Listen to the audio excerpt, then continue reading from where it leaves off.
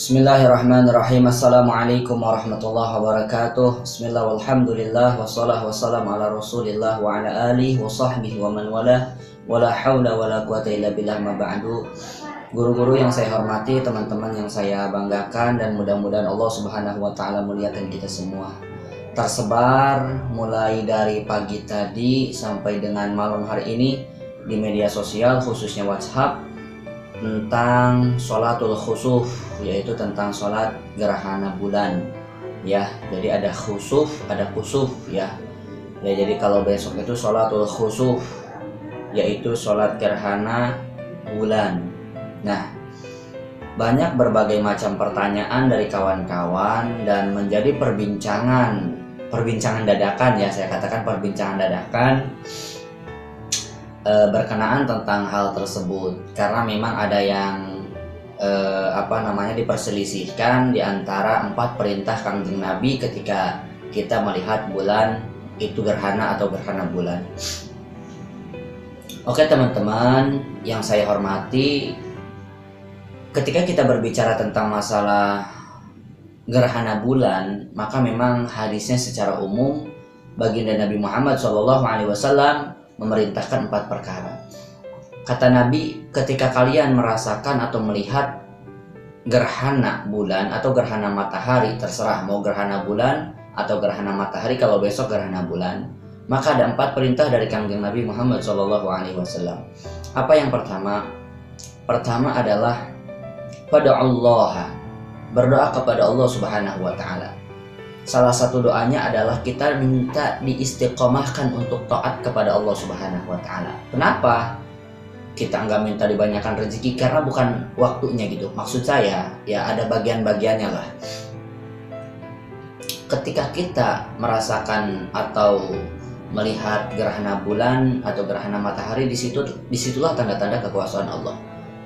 Bahkan di tahun kemarin begitu seram ya, memang di sebagian wilayah Indonesia yang tadinya siang terang menjadi gelap gulita. Itu artinya apa?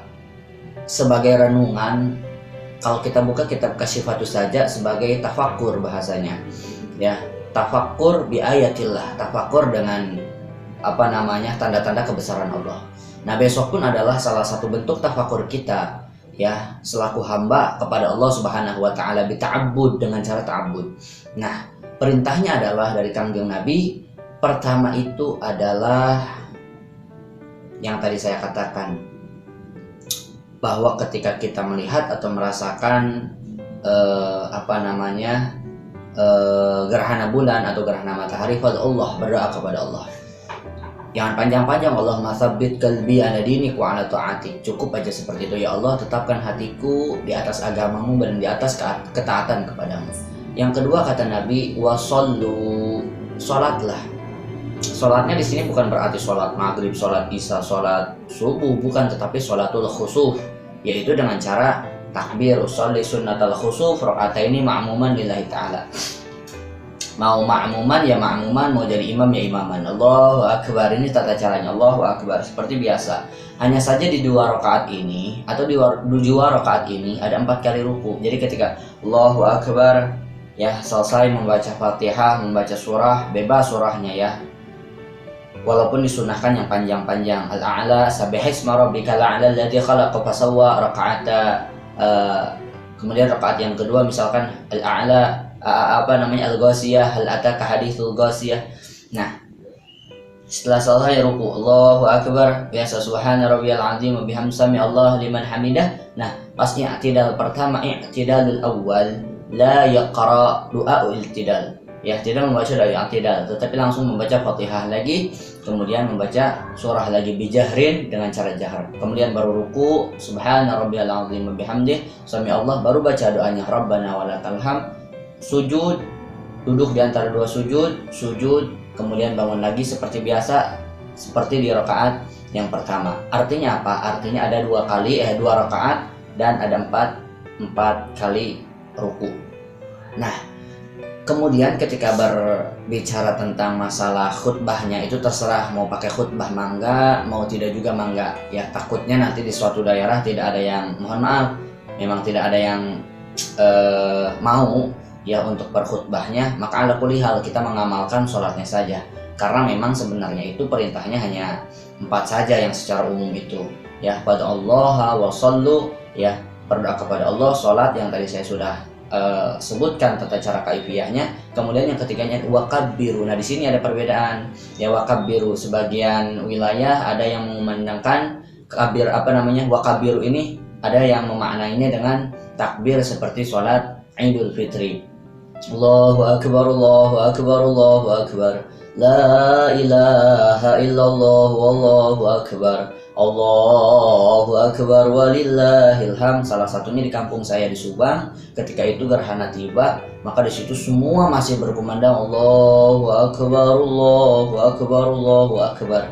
Tetapi sebagian wilayah mengatakan nggak ada hujah, nggak ada keterangannya untuk melakukan itu. Ya ala kulli hal, terserah, intinya saya tidak menyalahkan keduanya. Kedua-duanya didukung dengan keterangan yang yang memang mempunyai landasan hujah atau keterangan-keterangan tersendiri. Misalkan orang-orang yang mengatakan itu tidak ada, ya memang Nabi Muhammad tidak mencantumkan secara detail yang dimaksud dengan wakabbiru di situ apakah cukup Allahu akbar, Allahu akbar, Allahu akbar. Hanya saja kita berbicara tentang estetika, ya kemudian dikumandangkan lagi seperti takbiran Idul Fitri atau Idul Adha, karena memang estetikanya karena Allahu akbar, Allahu akbar, Allahu akbar. Di situ ada langgam dan di situ memang tauhidnya memang terasa gitu kan.